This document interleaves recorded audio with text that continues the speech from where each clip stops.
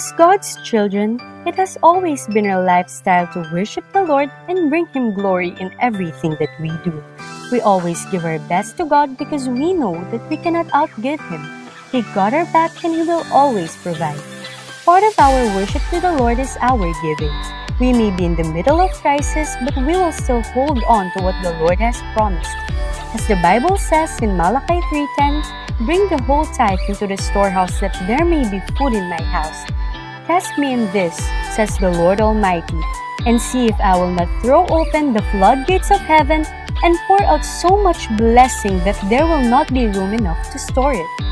With a cheerful heart, we can bring our tithes and offering at Raining Home. We can also give through GCash, or we can contact our respective life group leaders to help us on how to remain faithful in the Lord through our giving. Let us always remember that it's not what we do, it's who we are.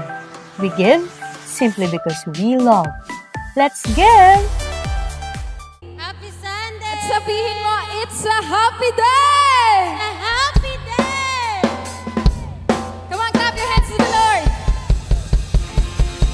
Let's go!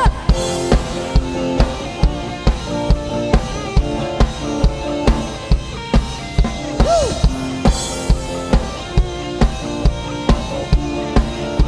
Lord, this is the greatest day!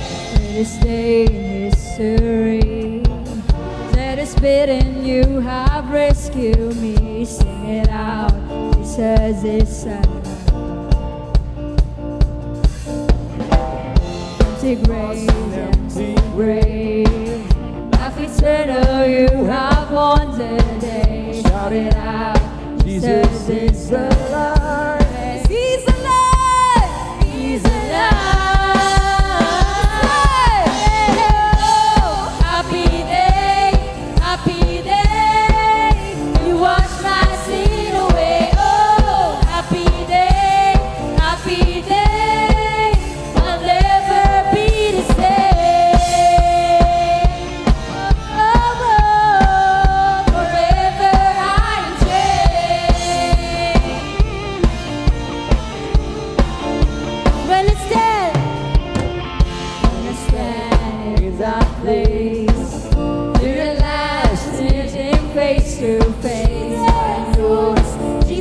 You are mine. Amen.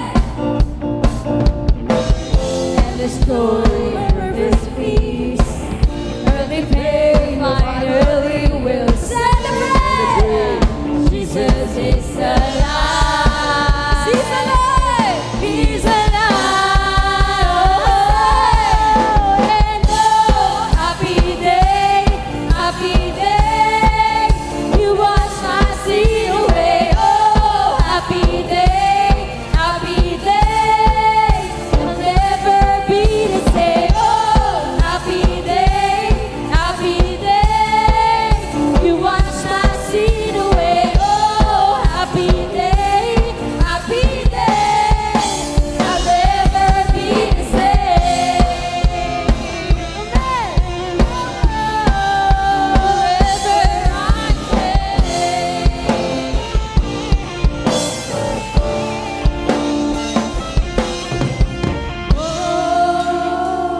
what a glorious day. Amen. Thank you, Lord. What a glorious way. As you save me, God. You have saved me. And oh, what a glorious day.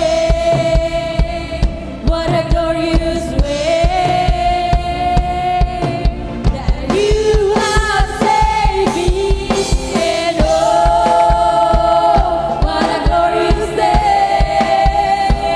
What a glorious way. That you have saved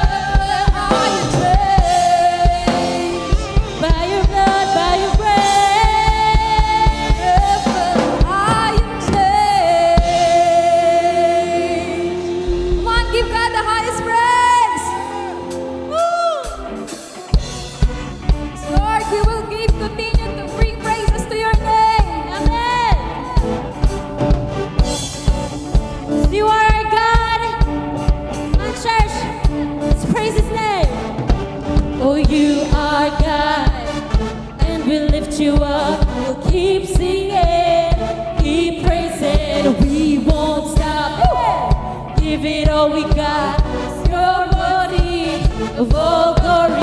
Oh, there is no other. You are forever, Lord over all. There's nobody like you, no one beside you. Come on, are you ready?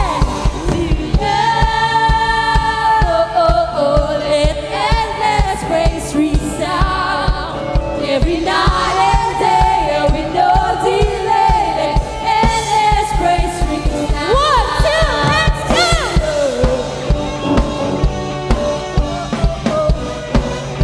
Hey!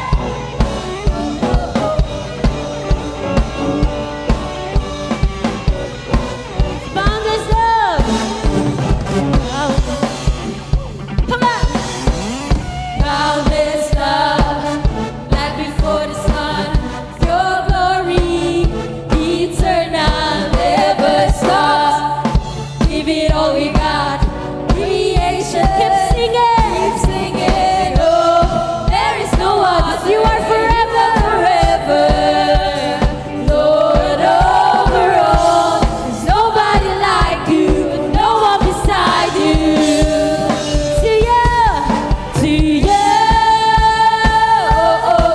let endless praise resound every night and day, with no delay. Let endless praise resound. To you, let endless praise resound every night and day, with no delay. Let endless praise resound to you.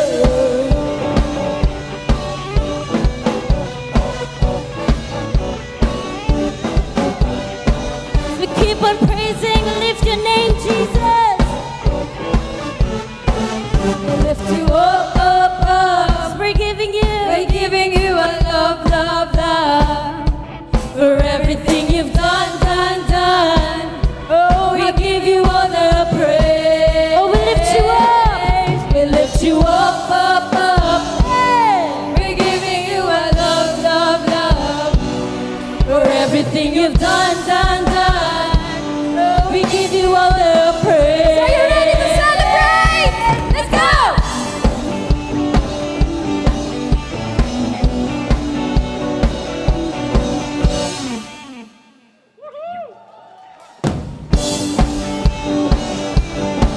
On the count of 1, 2, everybody, let's go! Let endless praise resound every night and day, no delay. Let endless praise resound to you. Let endless praise resound every night and day, no delay. Endless praise resound to you. Let endless praise resound every night and day, no delay. Let endless praise resound.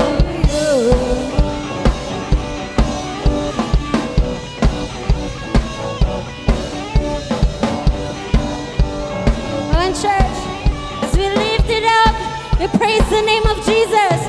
We lift you up. Hey. We're giving you a love for everything you've done. We give you all the praise. Oh, we lift you up. We lift you up. We're giving you a love for everything you've done. We give you all the praise. Come on, last time, we lift you up. We lift you up. We're giving you a love for everything you've done. We give you all the praise. Let's go! Woo!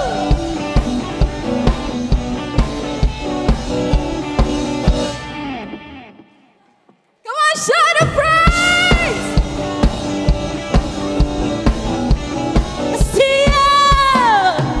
To you!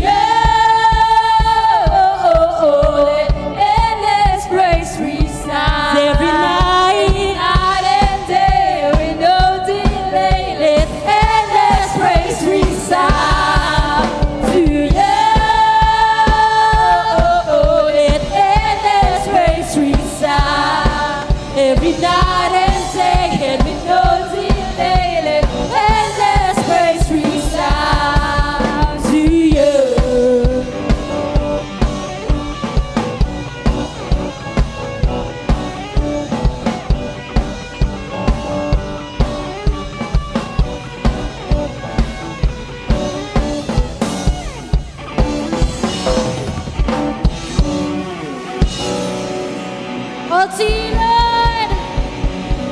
All to you, Lord. 1,000 generations falling down in worship to sing a song of ages to the Lamb. And all have gone before us, and all who will believe will sing a song for ages to the Lamb.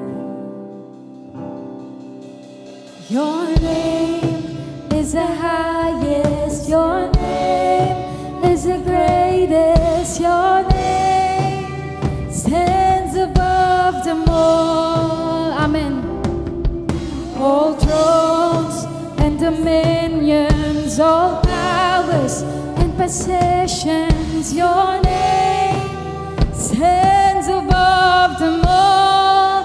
And the angels cry, holy,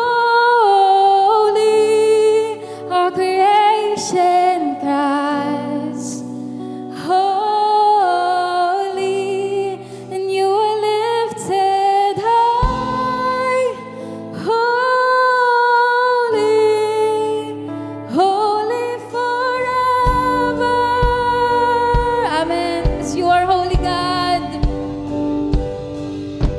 And if you've been forgiven, and if you've been redeemed, sing a song forever to the Lamb.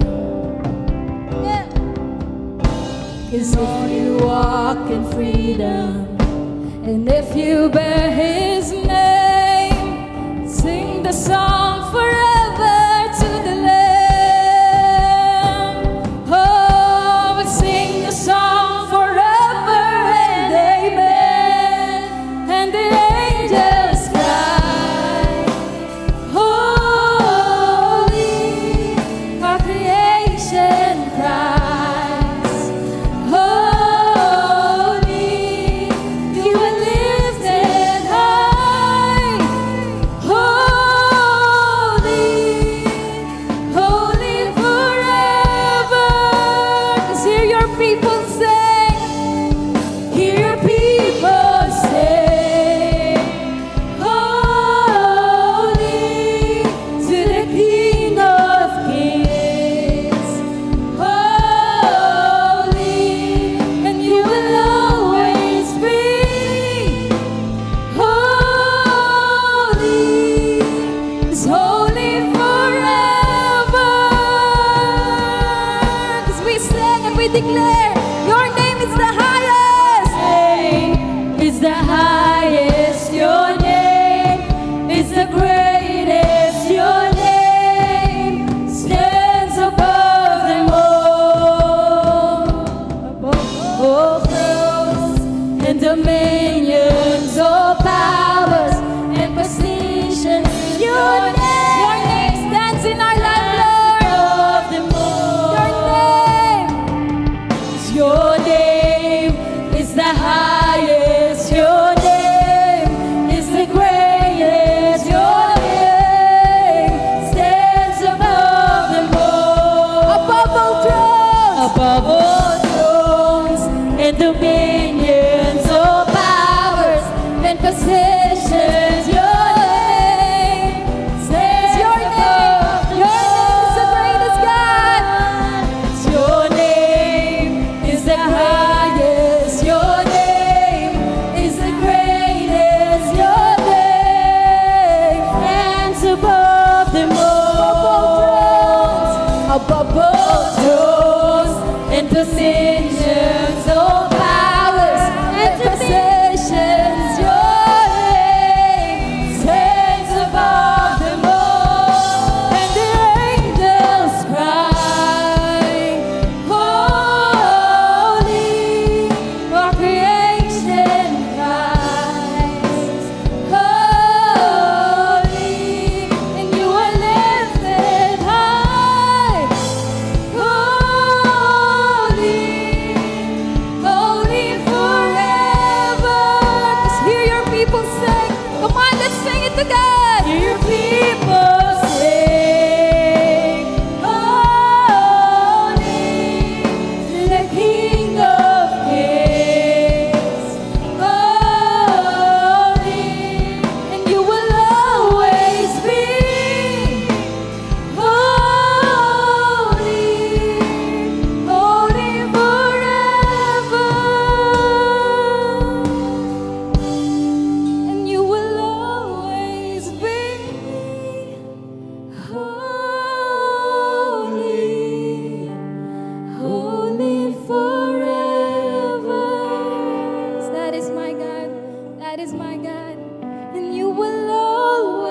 always be holy, holy forever. Yes, you will always be, and you will always be holy, holy forever. It's your name. Your name is the highest. Your name is the greatest. Your name stands above them all thrones and dominions, all powers and possessions. Your name stands above them all. 'Cause that is Jesus, that is Jesus. Your name is the highest. Your name is the greatest. Your name stands above them all thrones and dominions, all powers and positions. Your name stands above them all, and the angels cry, holy, all creation cries, holy,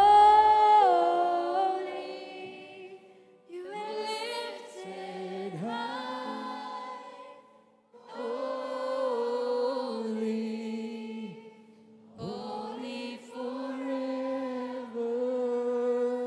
'Cause forever, God, you are holy. Hear your people sing, holy to the King of Kings, holy, and you will always be holy, holy forever. Come on, let's give God the highest praise. Lord, you will always be holy. Holy forever, God. Walang makakatapat sa power mo. Walang makakatapat sa galing mo. Kaman yung mas malakas na palakpak para sa Panginoon. Because Lord, you've been so good. You've been so good, God. You're powerful. You can do all things. At yun ang pinangahawakan na faith namin right now. Because Lord, we bring back all the glory and honor and praises. In the mighty name of Jesus, we sing and we pray. Amen. 3, 2, 1.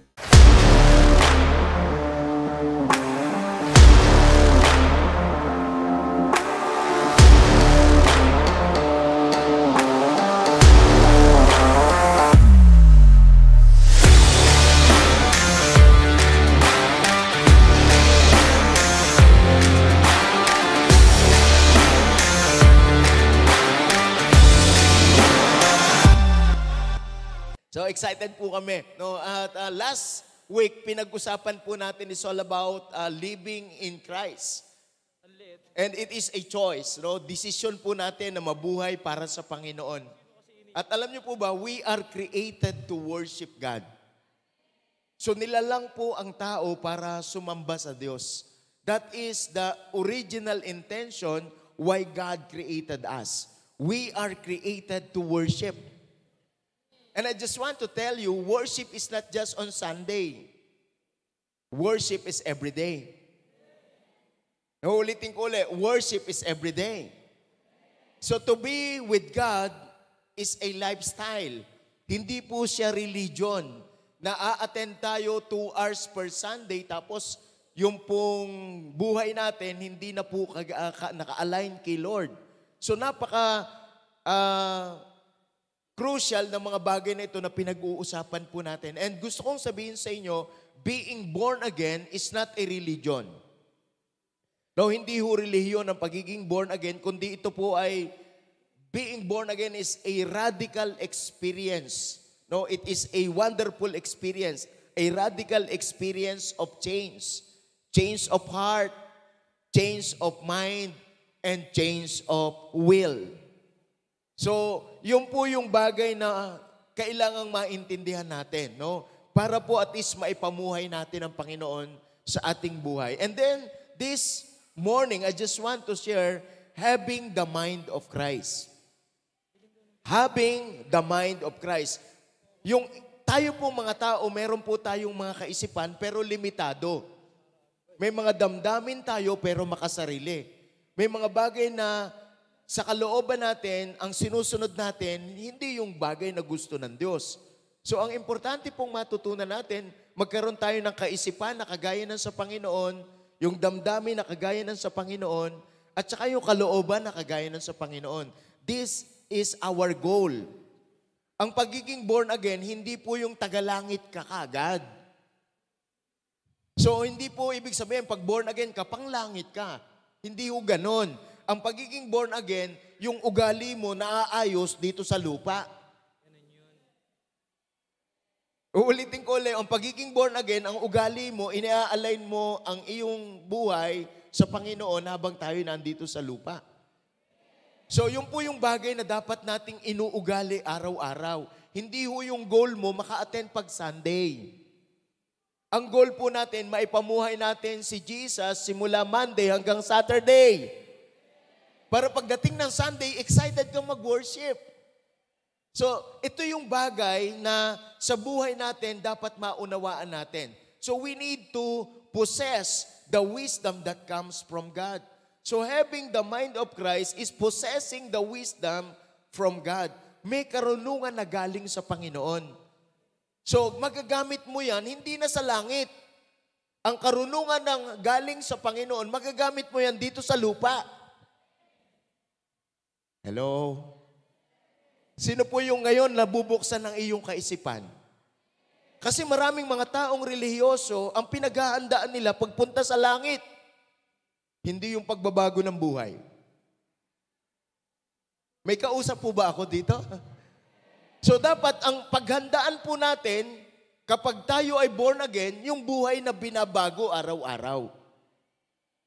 At yung buhay na binabago araw-araw, no, bilang tayo ay mga anak ng Diyos, no, our mission, being a born again, our mission is not to go to heaven, but to develop a Christ-like character and accomplish great commandments and great commission while we are still here on earth. So meron pala tayong gagampanan sa buhay po natin. Ang ibig sabihin, kapag ikaw ay na-born again, dapat nadidevelop ka. So nadidevelop ka ng ugali na kagaya na kay Kristo, yung kaisipan na kagaya na kay Kristo, yung kalooban na kagaya na kay Kristo. I just want to share this verse in 1 Corinthians chapter 2, verse 16 and LT version. Sabi dito, for who can know the Lord's thoughts? Who knows enough to teach Him? But understand these things, for we have the mind of Christ. So, yung mga taong nakipagkaisa kay Kristo, may kaisipan na kagaya ng kay Kristo. So, gusto kong maunawaan yung mabuti, maintindihan natin papaano nangyayari ang mga bagay na ito. Kasi hindi ka pwedeng makapamuhay para kay Kristo kung ang kaisipan mo pang mundo. Uulitin ko ulit yung statement na to ha. Hindi ka pwedeng mabuhay kay Kristo kung ang kaisipan mo pang mundo. So we must have the mind of Christ. So ito pong context nito, ito po ay tinuturuan tayo upang magawa natin kung ano yung kalooban ng Panginoon sa pang-araw-araw na pamumuhay. Sapagkat itong karunungan na galing sa Espiritu Santo, yan po yung dapat maipamuhay natin. Sapagkat sa mundong ito, maraming problema. Sa mundong ito, marami kang kakaharapin. Pero ang importante, magkaroon tayo ng kaisipan na kagaya ng kay Kristo. Are you excited for that? So dapat meron tayong, wala lang kaisipang pangreliyon. Yung bang pag naka-attend ka ng church, masarap ng pakiramdam mo. Tapos, pag hindi ka naka-attend, parang may kulang sa akin. Hindi ho ganun. Ang masarap na pakiramdam, araw-araw ng buhay mo, natutuwa si Lord. Kasi yung kaisipan natin, naka-align na sa Kanya, yung buhay natin, naka-align na sa Kanya. So ito yung bagay na dapat maunawaan natin para ma-practice natin. Are you excited to have the mind of Christ? So paano mangyayari yan, mga kasama? Ayoko po na madaya tayo ng espiritu ng relihiyon. Yung nagsisimba pero hindi nagbabago. Huwag mong titingnan yung katabi mo, lalo pag asawa mo. Huwag mong titingnan. Gaano karami na napakatagal na sa loob ng simbahan ang hindi nagbabago ang kanyang buhay. So walang problema sa Diyos. Walang problema sa kanyang salita. Walang problema sa church. Baka ang may problema yung ugali natin hindi nakaayon sa kalooban ng Diyos. So parang eskwelahan yan. Wala pong problema sa eskwelahan. Ang nagkakaroon ng problema sa estudyante. Para pong mga sasakyan, ang gaganda ng sasakyan.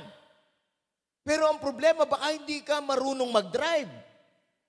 Imagine mo, nakahanay dyan, yung Lamborghini, Mercedes-Benz, lahat ng magagandang sasakyan. Pero ang patakbo mo, 20. Pagtatawanan ka ng tricycle kasi wala sasakyan, nasa abilidad mag-drive. Tingnan mo yung katabi mo, kumusta kaya yan? So we need to understand na kailangang meron tayong tinataglay. Pakisabi sa katabi, tinataglay. Nakaisipan na kagaya ng kay Kristo. Yan po yung dapat maunawaan natin at sa maikling paraan, ipakikita ko po ito sa inyo. Pahingi nga po ng isang volunteer, yung nasa live class, isang volunteer. Yan, halika. Lapit agad. Pakidala ng upuan. Pakidala ng upuan.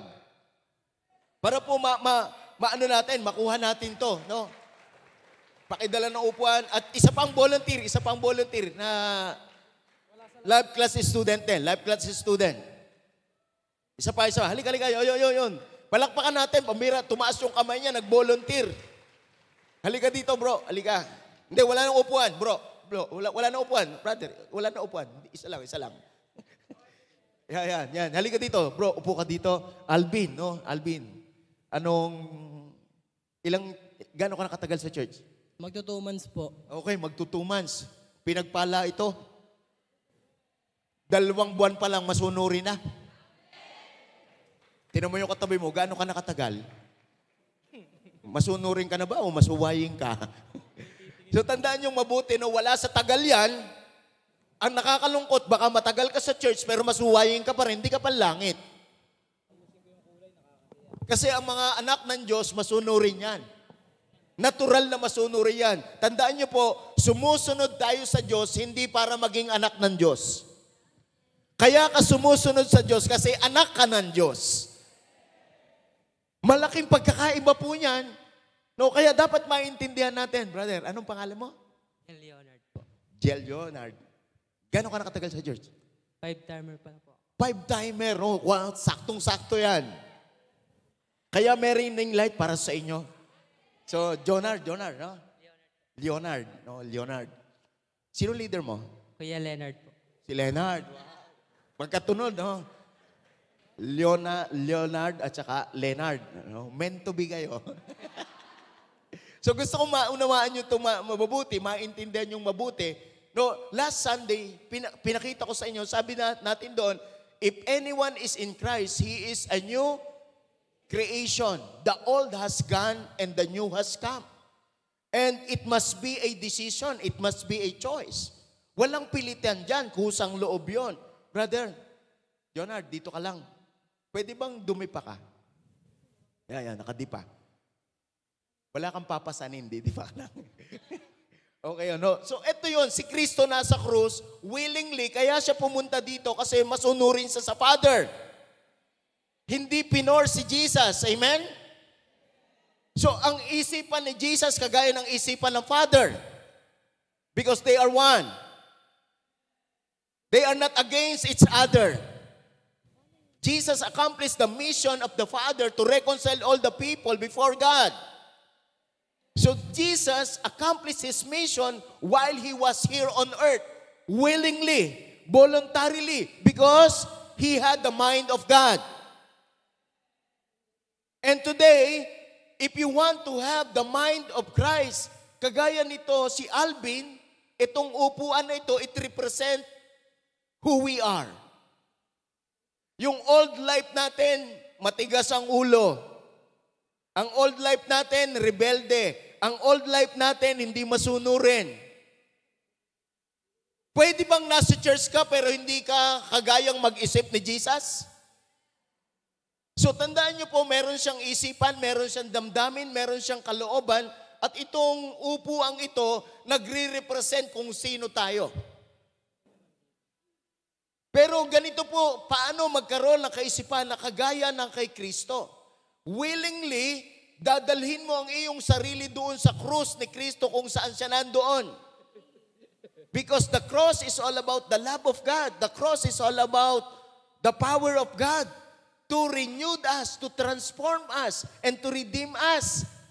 So kaya dapat willingly ginagawa natin ang mga bagay nito. We must have the mind of Christ. Paano mangyayari ito? Willingly, si Alvin, pupunta siya sa krus. Alvin, punta ka sa krus. Voluntary. Tapos, ang gagawin ni Jesus, uupo siya dito. Bakit? You choose to die to yourself. So ang isang Kristiyano namamatayan araw-araw sa kanyang sarili. So para magkaroon ka ng kaisipan na kagaya ng kay Kristo, tingnan mo siya sa perspective ng krus. So, si Alvin, bagamat siya ay buhay, hindi na si Kristo nabubuhay para sa kanya. Si Alvin ito ngayon, hindi si Jonard. Come on! Yan po ang ibig sabihin ng Kristiyano. Yan po ang ibig sabihin ng Christian. Pinaghaharian ni Kristo. Being a Christian is not a religion. Being a Christian is not a denomination. But being a Christian, allowing Jesus to rule over your life. Single ka ba? Opo. Ikaw ngayon si Alvin. Opo. Nagiget niyo po ba? Magkakaroon ka ng kaisipan at damdamin na kagaya ng kay Kristo kung ikaw ay nasa krus. Pero kung ganito ang gagawin mo, balik ulit. Bilang Kristiyano, ikaw pa rin na nasusunod, isipan mo pa rin na nasusunod, gusto mo pa rin na nasusunod, mga kasama, wala kang kaisipan na kagaya ng kay Kristo. Tingnan mo yung katabi mo, patigas pa rin na ulo. Pinauupo sa unahan, sa likod ang gusto. Yung ang sabi, ang start natin, 10 o'clock, past 10 na, wala ka pa. Kumakamot na yung ulo na, nasaan ka na? Nasaan na kayo? Ang mabigat niyan, yun yung matatagal. Darating sila pagalit. Tingnan nyo mabuti kung sino yung matagal yan na nasa huli. Kasi nga, ugali eh. Huwag mong sabihin ikaw ay born again. Huwag mong sabihin ikaw ay Christian kung hindi ka masunurin. Do not deceive yourself. Having the mind of Christ is a decision. It is a choice. Kaya ang aking encouragement sa bawat isa sa inyo, huwag mong dayain ang sarili mo na masarap ang pakiramdam na naka-attend pag Sunday. Bakit? Pangit ba ang pakiramdam mula sa Monday hanggang Saturday? Pang Sunday lang ang masarap na pakiramdam. Ano ka? Do not deceive yourself. Ang masarap na mag-worship pag Sunday, simula Monday hanggang Saturday, you are with God. Kaya pag nag-worship ka, ang sarap ng worship mo kasi hindi mo dinadaya sarili mo. Dinidevelop mo. Merong self-control, merong love, merong patience, merong kindness. Sapagkat nababago tayo. So this is how to have a mind of Christ. So bawat isa sa atin na nakaupo dyan, kung sarili mo ang sinusunod mo. Kaya napakahalaga ng word ni Lord. The word of the Lord is the final authority over our life. When God said, it must be done. No buts, no ifs, no excuses. Because we are upholding the Christ-like character in our life.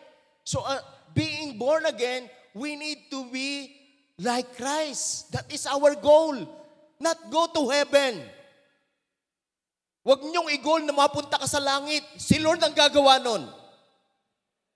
Come on! Si Lord ang gagawa na mapunta ka sa langit. So pero ngayong habang buhay tayo, ano ang gagawin natin? So ganito ang gagawin natin. We surrender our lives. We surrender our lives. Every day. Every day.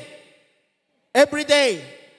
Tandaan niyo po, masasanay kayo na uma-attend ng church, masasanay kayo na nagbabasa ng Bible, uma-attend ng cell group, dumadaan sa process, masasanay kayo dyan. Pero huwag kayong masanay na matigas ang ulo.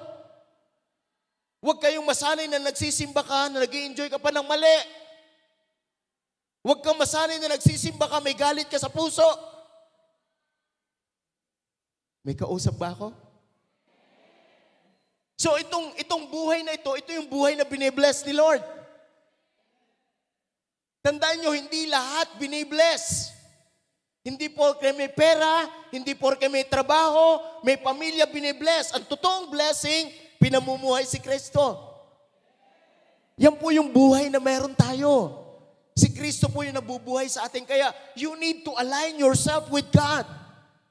Do not be disobedient. Do not be rebellious. Yung kung ano ang gusto ng Panginoon, yun ang gagawin natin. So paanong mangyayari ang mga bagay na ito? We need to surrender ourselves before God. So this is how to have the mind of Christ. Are you excited for this? So tandaan nyo, kapag ganito ang setup, hindi si Kristo ang nakaupo sa buhay mo, pwedeng nasa church ka. Pero hindi ka kamukha ni Kristo. Kaya, natatakot tayo kasi ang daya sa atin, panlangit tayo. Hindi po, ikaw panlangit. Panglupa ka na magiging kamukha ni Kristo. Kasi yung mga kamukha ni Kristo, yun ang pupunta sa langit. So ang goal natin, we need to develop the Christ-like character in our life. So, malalaman mong nadidevelop ka sa Christ-like character kapag meron kang Great Commission. Kapag meron kang Great Commandments. Doon mo nalalaman na talagang nabubuhay ka sa Panginoon. Pero kung hindi mo nagagawa ang mga bagay na to, hindi ka magkakaroon ng kaisipan na kagaya ng kay Kristo. Kaya ito yung ginagawa natin, mga kasama. Gusto kong maintindihan yung mabuti na ang church na ito ay nagsusumika para ikaw ay makagawa ng kalooban ng Diyos. Pero ang problema kapag ka hindi mo maintindihan, kasi akala mo relihiyon. Hindi po ito relihiyon, ito po ay relasyon. Dapat mahal ni Alvin, hindi ang kanyang sarili, mahal ni Alvin si Kristo. Kasi alam ni Alvin na minahal siya ni Kristo. So ano ang kailangan niyang gawin? Balik ulit kayo. Ang kailangan niyang gawin, piliin ang krus araw-araw. Not just on Sunday, but it must be every day. So, ito yung buhay na talagang binibless ni Lord. Relationship, binibless ni Lord. Finances, binibless ni Lord. Saan? Sa ministry. Kaya kung ikaw talaga ay nabubuhay si Kristo sa'yo, gusto mo lang maibahagi ang pag-ibig ng Panginoon, hindi ka mahihirapang mag-open ng cell group.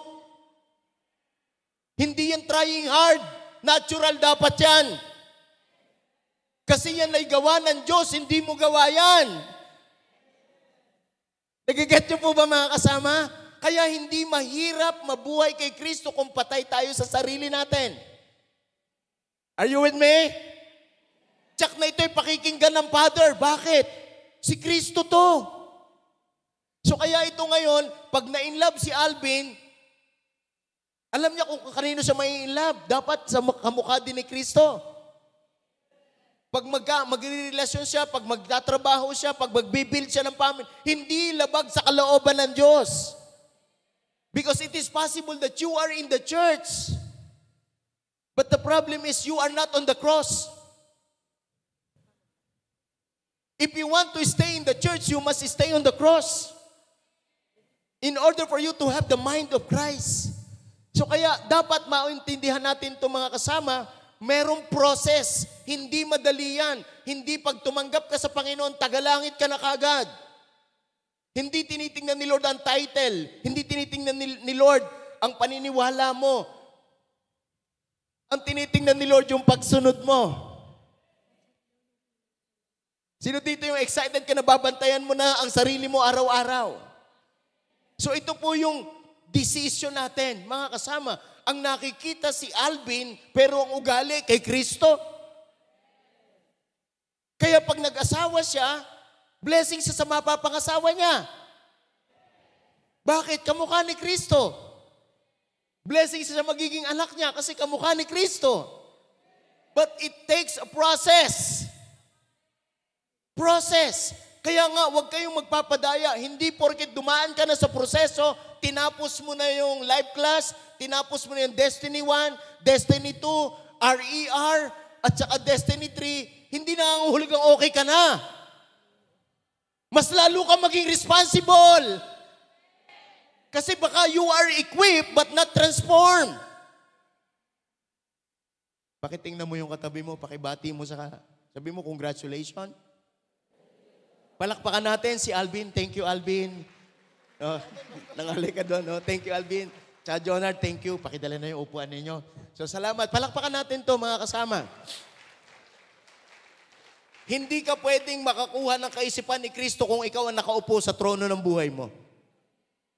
Uulitin ko ulit, oh. Hindi ka pwedeng magkaroon ng kaisipan kagaya ng Kristo kung ikaw pa rin ang nakaupo sa trono ng buhay nyo. So dapat si Kristo ang uupo dito. How to have the mind of Christ?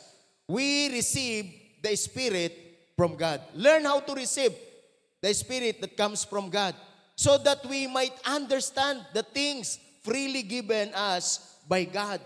So mga kasama, hindi ka makakapag-isip kung ang Espiritu ng Panginoon hindi mo tinanggap. So we cannot manipulate God. No, we cannot manipulate God because God is powerful. Huwag kayong magpipray kasi may gusto ka na. Ang pinakamatinding prayer, huwag yung gusto mo.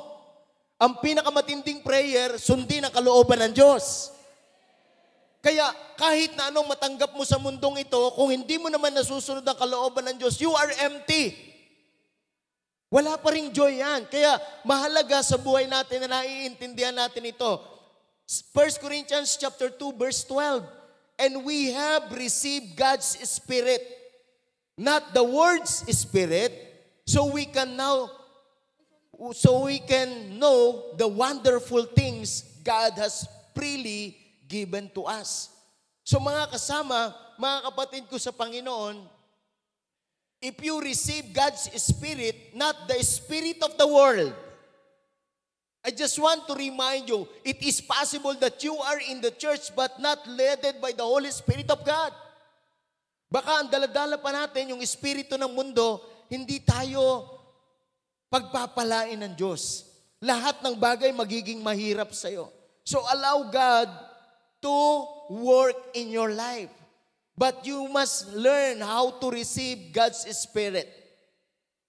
Learn to work with Him. Because the Spirit is a person, not a lesson, not a doctrine, not a religion. He is a person. So that's why, kung meron kang matinding best friend, Holy Spirit yun. Are you excited? So napakahalaga ng bagay na ito na maunawaan natin, mga kasama. So you need to understand, if you want to have the mind of Christ, you need to receive the Spirit that comes from God. Kaya ang bawat isa sa atin dito, may mga kanya-kanyang espiritu. Merong espiritu ng takot, may espiritu ng galit, may espiritu ng kahirapan, may espiritu ng karamdaman. Maraming espiritong bumabagabag sa atin na hindi ka makatulog. Pakisabi sa katabi, palayasin na yung espiritong yan. Itong pinakamatindi sa lahat, yung espiritu ng kahirapan. Sabihin mo sa katabi mo, palayasin natin yan. Palalayasan natin yung lahat ng espiritong hindi galing sa Diyos. Pag uwi natin, dapat iisang espiritu tayo, tinanggap natin yung espiritu na yon, at anumang bagay na maranasan natin sa buhay, mga kasama, yung espiritu ng Panginoon, tutulungan niya tayo. Gagabayan na tayo. So learn to receive. No, sabihin mo sa katabi mo, receive. So marunong ka dapat tumanggap. Huwag mong tatanggihan. So second thing na dapat maintindihan natin, we must taught not by human wisdom, but the taught by the Spirit of God. So interpreting the truth to those who are spiritual. Mga kasama, mangyayari lang ang mga yon hindi sa language. Being spiritual is not just in a language. Alam niyo mga lang, kumusta ka na? Ang buti-buti ng Panginoon, Pastor. Kaaway lang namin mag-asawa. Hindi aamin yun ng ganun. Hindi aamin. No, alam mo ba, kung totoo talaga tayong nakakatanggap ng Espiritu na mula sa Diyos, nagiging totoo ka. Ang pagiging Kristiyano, hindi kailangan perpekto at magandang tingnan. Lamang, ang pagiging Kristiyano, dapat totoo ka. Kaya pakibati mo yung katabi mo, sabihin mo sa kanya, welcome to the real world. Not to the religious world. No? Kaya dapat tinatanggap natin itong mga bagay ito, turuan tayo. Kaya dadaan ka talaga, tinuturuan ka talaga. Pakisabi sa katabi, tanggapin mo yung turo ng Espiritu Santo. No, tinuturuan tayo talaga ng mga bagay na ito para magkaroon tayo ng kaisipan na kagaya ng sa Panginoon. Sabi ng verse sa 1 Corinthians chapter 2, verse 13, when we tell you these things, we do not use words that come from human wisdom. Instead, we speak words given to us by the Spirit, using the Spirit's word to explain spiritual truths. So kaya mga kasama, napakahalaga talaga ng tayo nagpapaturo. Tayo natututunan nating sundin yung kalooban ng Diyos kasi hindi tayo sanay dati. Pakisabi sa katabi, hindi ka sanay dati. No, normal talaga sa'yo matigas ang ulo. Sabi ng nanay mo, mag-aral ka mabuti. Hindi ka naman talaga nag-aaral eh. Sino talaga yung sinunod mo nanay mo, talaga nag-aaral ka talaga. Yung sunog ang kilay mo, sunog yung talagang todo. Tapos ito mga sabi ng nanay mo, sino dito yung gano'n? Yung nag-aaral mabuti. Yung masunurin sa nanay, yung talagang 100%. O kita nyo, wala. Tatanggalin ko Talagang matigas ang ulo. Ito, sabi ng nanay mo dati, anak, umuwi ka ng maaga. May popping. Umaga ka nang umuwi. Nagugulat yung tao. Gusto niya. Grabe talaga ang tigas ng ulo. Bawal tumawid. Lagi kang tumatawid. Wala naman sasakyan. Matigas talaga ang ulo natin. Pero kapag nakikristo na, hindi na ganon. Hindi ka na nagpapalusot. Hindi ka na nagdadahilan. Sinusunod na lang natin. So, tinuturuan tayo. Pakisabi sa katabi, tinuturuan tayo. Para maintindihan natin yung mga spiritual na bagay. Kaya, hindi pwedeng magkaintindihan talaga kapag ka ikaw ay ang impluensya mo sa libutan at saka doon sa spiritual. Hindi magkakaintindihan yan. So, napaka-importante na maunawaan natin, magpaturo tayo sa Espiritu Santo at sa katotohanan ng salita ng Diyos. At ito yung the best avenue. Hello? Pakisabi sa katabi, the best avenue. No, ito yung pinakamatinding kuhanan ng iyong matututunan, ang salita ng Diyos. Kahit na ikaw ang pinakamatindi sa pag-aaral, academically speaking, ang tindi mong mag-memorize. Pag nag-recitation, ang taas ng grade mo. Pag nag-exam, ang tindi ng grade mo. Kasi matindi ka mag-memorize. Hindi nangangahulugan na pag matindi ka mag-memorize, matalino ka. Kasi ang totoong matalino, alam ang tama, alam ang mali, pinipili ang tama, ginagawa ang tama, iniiwasan ang mali. Yan ang matalino. Sino dito yung masayang-masaya ka, naiintindihan mo yan? Kaya nawawala ang korupsyon kapag sinusunod natin ang Panginoon. Inaayos natin ang mga bagay na to. Are you excited na turuan tayo dito? No, turuan tayo. Hindi tayo perfect. Only God is perfect. And I just want to tell you, walang perfect church. Because there is no perfect Christian. Kaya huwag kayong, Ayoko na sa church na yan. Maghahanap na lang ako ng church. Bakit? Perfect ka ba? At ito pinakamalupit sa lahat, mga kasama. Yung nakita mong parang perfect na church, pag dumating ka doon, di na perfect yun kasi nandun ka na.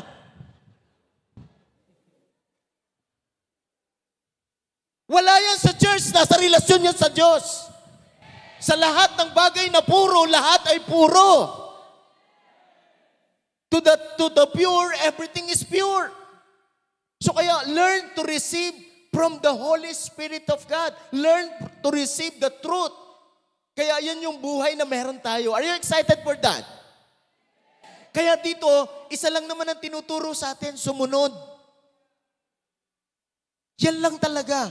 And teaching them to obey. Yan lang ang teaching natin. Kahit na anong teaching, basta masuwayin, hindi yan magagawa yan. Last and final, we must accept the things of God. No, we must accept the things of God. Be a spiritual person. So you need to accept the things that comes from God.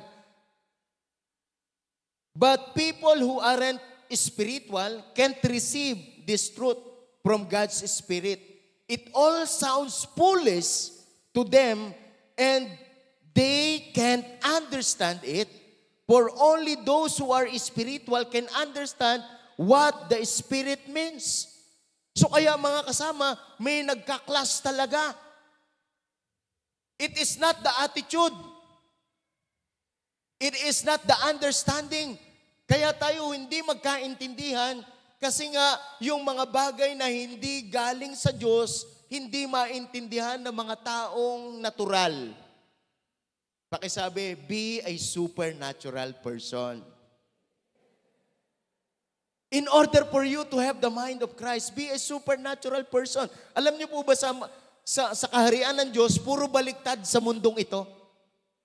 Sa mundong ito, para magkaroon ka, maghanap ka. Sa mundong ito, ganun. Pag gusto mo magkaroon, maghanap ka.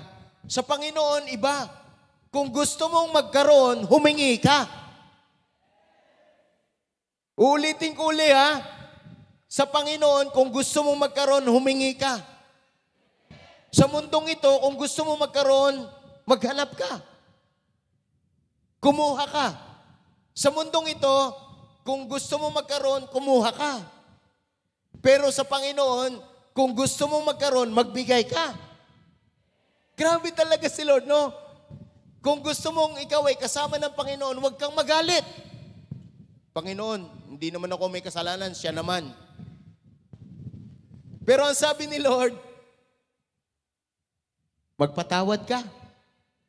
Kaya pakitingnan mo yung katabi mo, nakapagpatawad ka na ba?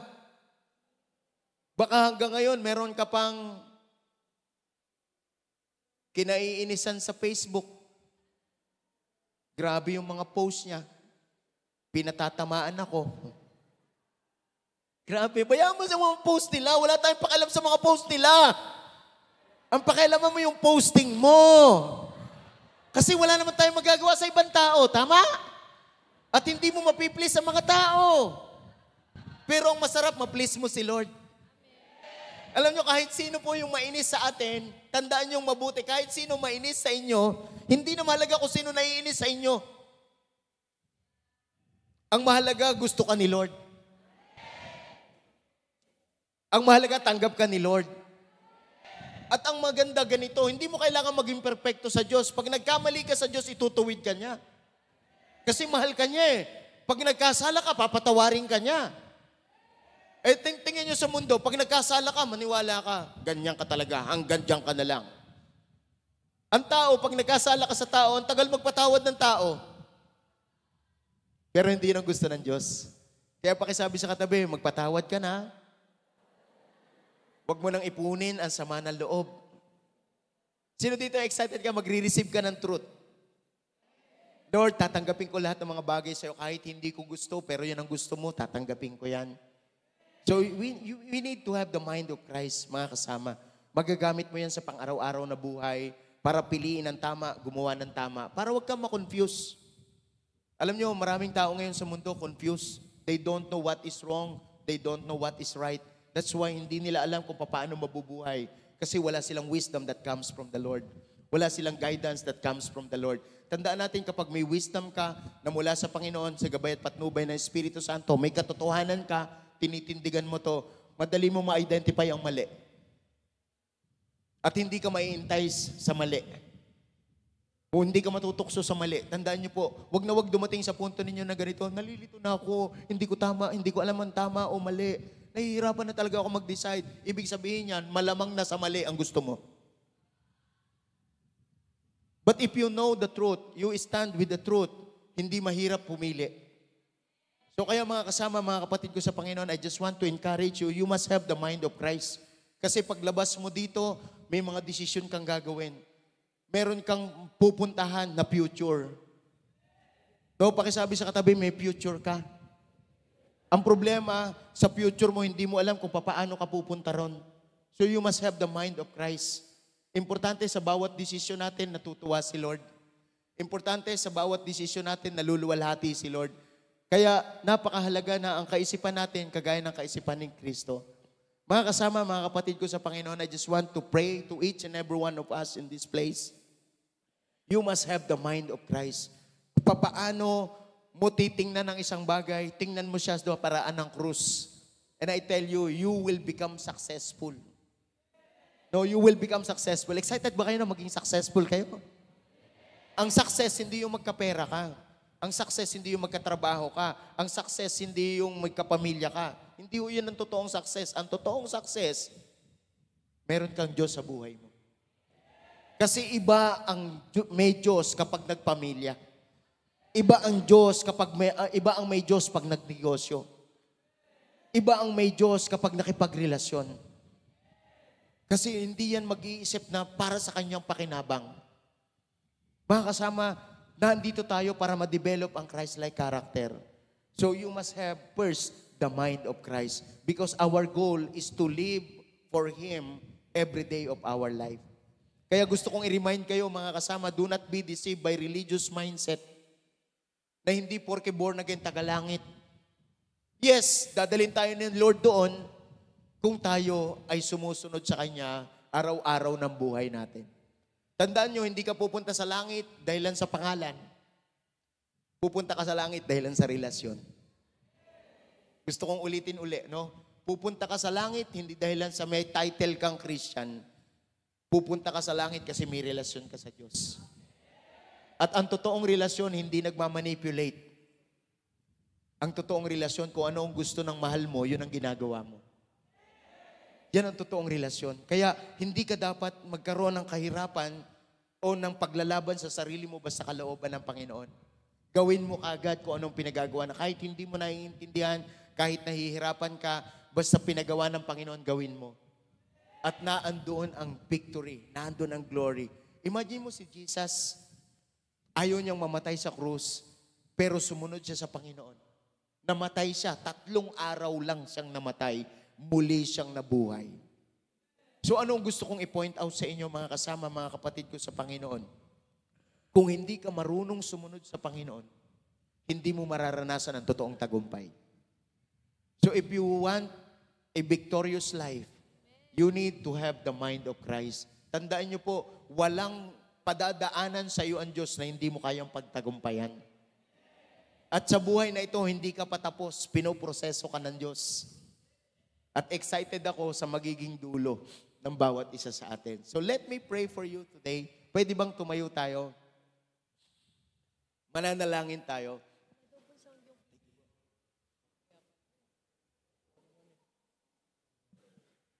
Bigyan natin ng the best clap si Lord.